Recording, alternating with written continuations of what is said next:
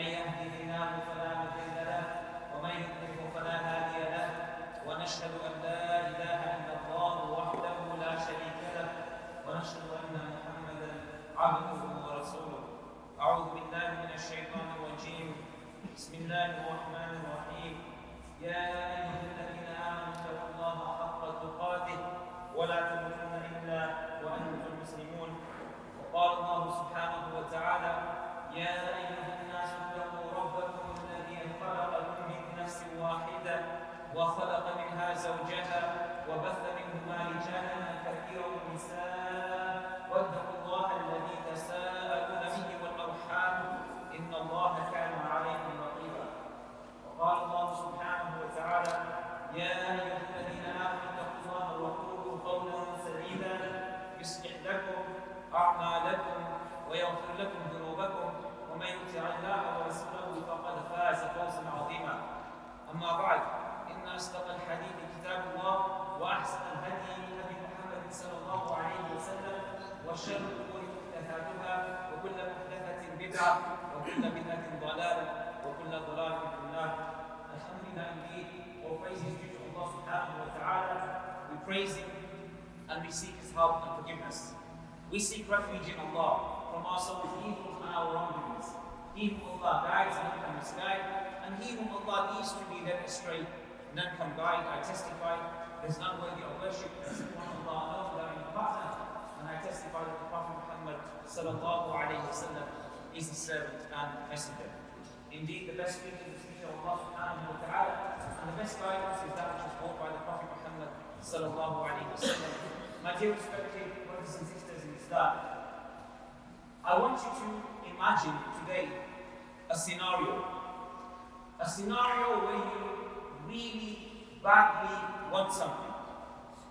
You want something in your life, and because you want it so much, you put all of your efforts into achieving this goal or this objective. And it could be a number of scenarios. It could be the best job that you wanted in your life, the ideal job, the job that makes you happy, the job that gives you provision by the permission of Allah subhanahu wa ta'ala.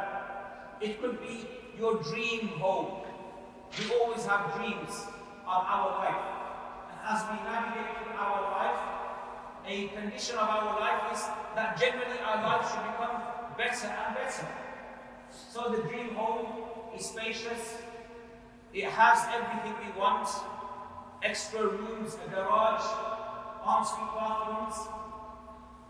It could be the best business. Insan is attracted to business, money, hijab. وَتُحِبُّونَ الْمَالَ حُبًّا جَمًّا. Allah says they love wealth with an excessive love.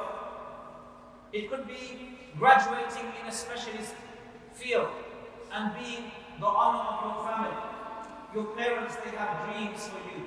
Inshallah, one day my son will be a doctor. Inshallah, one day my daughter will be a lawyer. And so on.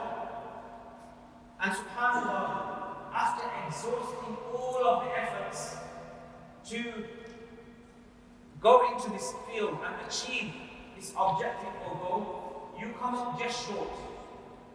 You don't make the mark. And when I mean exhausting all of the efforts, you have, first of all, sincerity of ikhlas, sincerity of niyyah, intention. You have a good intention. Along with this intention, you need a good action. So whatever it is, you're going to study hard for your degree, you're going to save up money for your home, you're going to do your best at the interview for the job that you want. And along with niyyah, along with action, now you also need dua.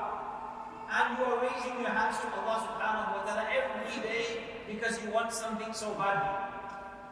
When we want something, we're persistent in asking Allah subhanahu wa ta'ala for it.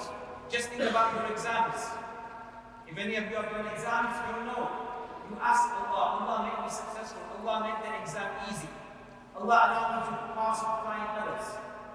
And these are the du'as that we generally make. So we have a niyyah, we prepare, and we make dua. Now, the scenario we wanted did not transpire. The outcome was not something that we were expecting. So, if it was your job, you came second. Somebody got the job and you got a notification of failure. You did well, you came second, but you didn't meet the mark. Somebody outbid you in your home. The home that you wanted, somebody paid extra for it. And also in your business. You opened up a business and subhanAllah, it's not doing well. And many different areas you failed in your graduation.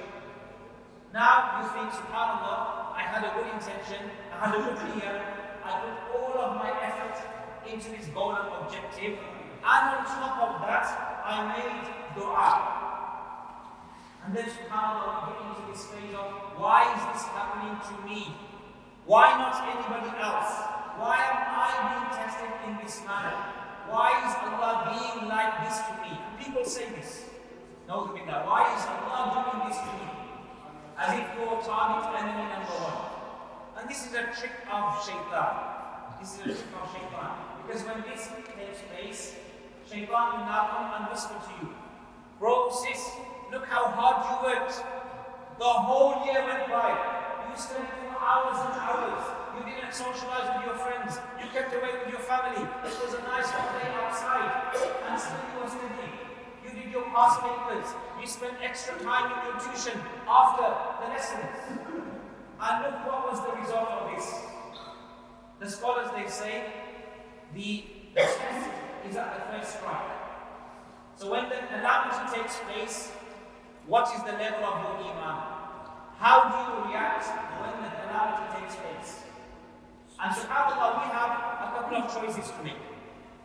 We can either turn away from Allah subhanahu wa ta'ala, like people do, and then use this as an excuse. Well, I've been told du'as get accepted, and I've been making my du'a all day, all night long, I was the best person in the masjid for a period of 3 months. I was praying all of my prayers, I was active, I did everything that the Sharia is asking me to do. So why did Allah not accept my dua? And sometimes then we turn away and we become evil. I'm not going to pray my salah. This is actually the thought of the non-Muslims. The thought of the non-Muslims, right? When something does not go right for them, Allah said, إِنَّا جَعَلْنَا مَا عَلَى الْأَرْضِ زِينَةً لَهَا لِنَبْلُوَهُمْ أَيُّهُمْ أَحْسَنُ عَمَلًا. That's in Surah Mulk, Allah tests you with death and life. In Surah Al-Kahf, Allah subhanahu wa ta'ala said, another test of your life is the adornment of this world, the zina of this world. And Allah will test you through the things that you love. وَلَنَبْلُوَنَّكُمْ بِشَيْءٍ مِنَ الْخَوْفِ وَالْجُوعِ وَنَقْصٍ مِنَ الْأَمْوَالِ وَالْأَنفُسِ وَالثَّمَرَاتِ. With fear, Allah supplied love, fruits, provision. In every department you will be tested. And along with that test now, shaitan is whispering in your ear. You worship Allah. Look, your du'as didn't get answered. It's okay to come away for a few days. You speak to the non-Muslims, this is their reaction. Right? I'm never going to believe in a God because when I was young, my mother passed away. What kind of an unjust God is this? And these are some of the discussions that take place with the non-Muslims. But for a person of La ilaha illallah, they understand, as the Prophet Muhammad sallallahu alayhi wa sallam said in the hadith, the most severely of those tested are the prophets and the messengers. Look at the Quran, it's filled with stories of tests. Look at Musa alayhi salam. If you just take his one example, he was an arbiter in the middle of two people arguing. Right? He tried to separate the fight, the argument that was taking place, and he pushed one individual. He just wanted to get him away. And what did he do? As a result of this action, the person passed away. This was the qadr of Allah subhanahu wa ta'ala. When Musa alayhi salam, he realized, he said, oh Allah, I want those who are the wrongdoers. I seek your forgiveness. Allah subhanahu wa ta'ala forgave him. And he was a wanted man, but who forgave him? Allah forgave him. And then Allah told him, go to Fir'aun. Is it easy to go into the palace of Fir'aun when you're a wanted man? When all eyes all the people set their eyes on you, you're the wanted man. And we see Musa alayhi salam, he asked Allah subhanahu wa ta'ala for help in this endeavor. The story of Yusuf alayhi salam is all about trials and tests. The dream that he saw his father said, don't narrate this dream to your brothers. It may be that Shaitan will sow discord amongst them. The reality takes place. They expelled Yusuf alayhi salam right from the beginning. They had many bad intentions. Let's kill him, let's banish him, let's throw him to the well. And then they falsify evidence. They lie to their father. But we see right at the start of the story, Yaqub alayhi salam, he taught Yusuf alayhi salam a principle. Inna rabbaka alimun hakim. Inna rabbaka alimun hakim. In one sentence, 3 names of Allah. You are dealing with a creator who is your Rabb. He is your nourisher. He will nurture you to perfection. He is your sustainer. He is Alim. He knows about your situation. And He is wise as to why you are in that situation. Alim, and He is Hakim. He knows your situation and He is wise as to why you are in that situation.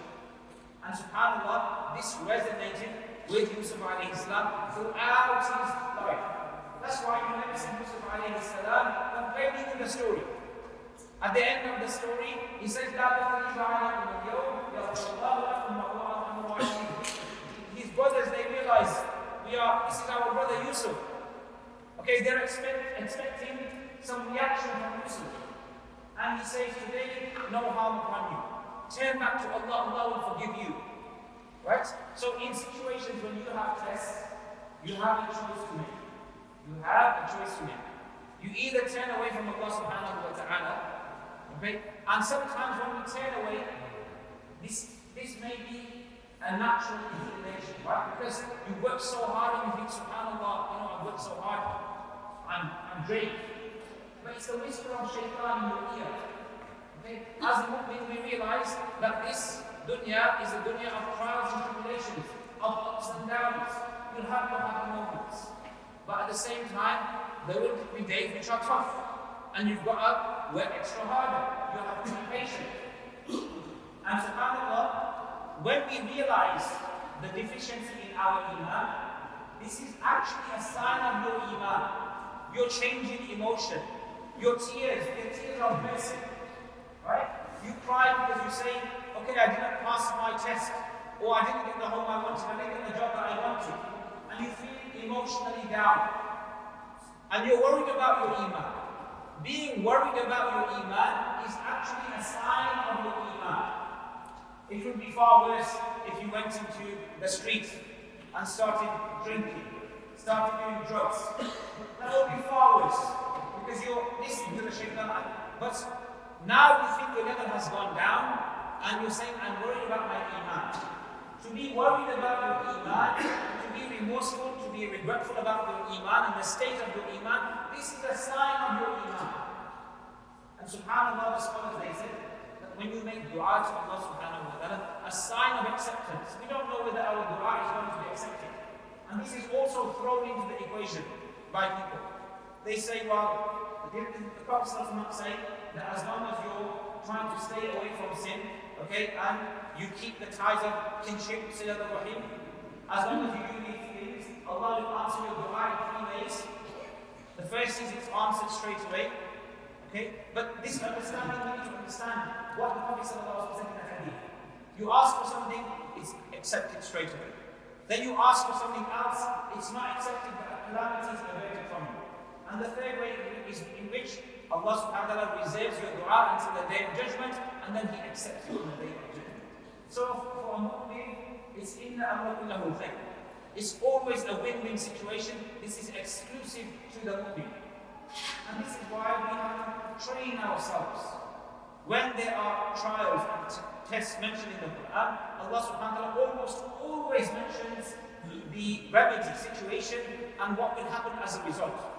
Right? So when we say Allah subhanahu wa ta'ala tests you in your life, Allah says, وَبَشِّرِ الصَّابِرِينَ الَّذِينَ إِذَا أَصَابَهُمْ مُصِيبَةٌ قَالُوا إِنَّا لِلَّهِ وَإِنَّا إِلَيْهِ رَاجِعُونَ أُولَٰئِكَ عَلَيْهِمْ صَلَوَاتٌ مِّن رَّبِّهِمْ وَرَحْمَةٌ وَأُولَٰئِكَ هُمُ الْمُهْتَدُونَ. Allah gave us the equation for success. That you be patient. And you say, we are going to return to our Lord. We are from Allah, we are going to return to Him. Allah will bless you with rahmah and blessing and guidance. So these are things that we must think about when we go through tests in our life. Every single day every single person is going to have some kind of a test. It doesn't matter whether you're poor or whether you are the king of a country. Allah subhanahu wa ta'ala is testing each and every one of us. بارك الله لنا ولكم في القرآن العظيم ونفعنا وإياكم بالآيات والذكر الحكيم. أستغفر الله لي ولكم ولسائر المسلمين فاستغفروه إنه هو الغفور الرحيم.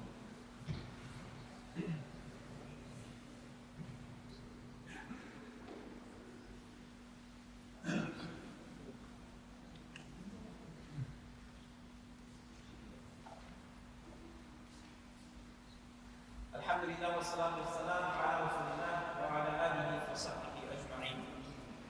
Brothers and sisters, we were just talking briefly about situations in life where you really want something and you're tested by that thing that you love. And subhanAllah, we mentioned that your iman sometimes fluctuates. But how do we come out of this on the other side, appreciating the decision of Allah subhanahu wa ta'ala?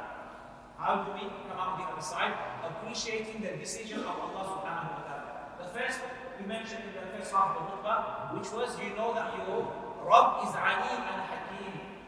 Allah subhanahu wa ta'ala made this decision for me.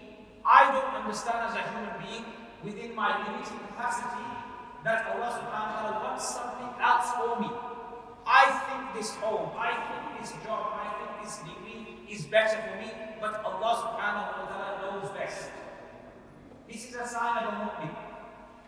We want our dream home, we didn't get it. We went into the interview, we did the best interview possible, and guess what? The person who was the interviewer was racist. He had a bias. This is an excuse.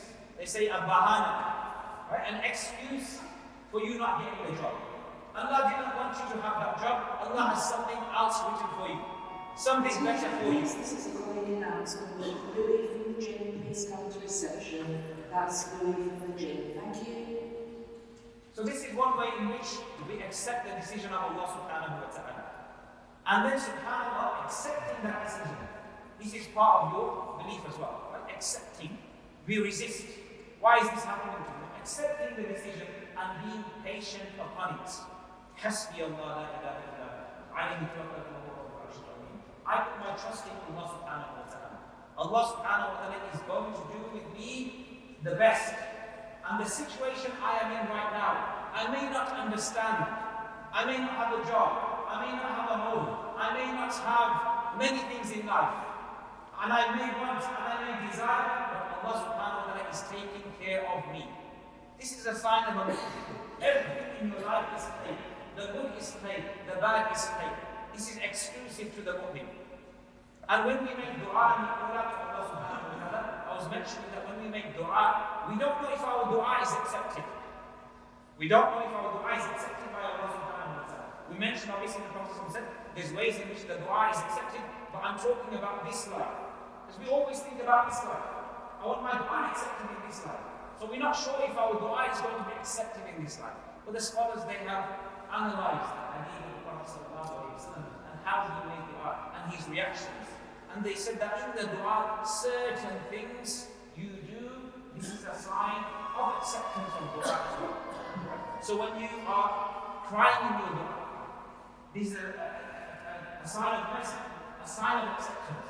When you feel good after your dua, you've made a dua, and you feel content after making that dua, this is also a sign of acceptance. Being pleased with Allah subhanahu wa ta'ala. This is the companions. All their life here, radiyallahu anhum wa radu anhu. They were pleased with Allah subhanahu wa ta'ala, and Allah subhanahu wa ta'ala was pleased with them.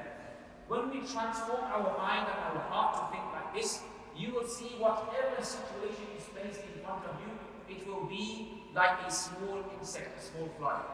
Because that trust in Allah subhanahu wa ta'ala, the tawakkul in Allah subhanahu wa ta'ala, that the situation I am in right now is the best possible situation for me, and I have ummeed, I have intention in Allah, Allah is going to look after me, take care of me, and nourish me. And if we have this positive, optimistic mindset, Allah subhanahu wa ta'ala will support us through our troubles. We ask Allah subhanahu wa ta'ala for guidance, for how, especially when we go through tests, we see all of the tests that are being placed around us in the world. Remember, just because somebody is going through a different test, it doesn't mean that their test is greater. Allah subhanahu wa ta'ala tests people in different ways. Some through death, some through life, some through health, some through provision. And subhanAllah, Allah tests you according to your capability. We ask for afiyah from Allah subhanahu wa ta'ala. ربنا آتنا في الدنيا حسنة وفي الآخرة حسنة وقنا عذاب النار. اللهم انصر الإسلام والمسلمين وأذل الشرك والمشركين ودمر أعداء الدين. I just want to make one dua for our brother whose auntie has passed away. Pray that Allah forgive her, Allah elevates her status, Allah grant her entry into Jannah for those. سبحانك اللهم وبحمدك أشهد أن لا إله إلا أنت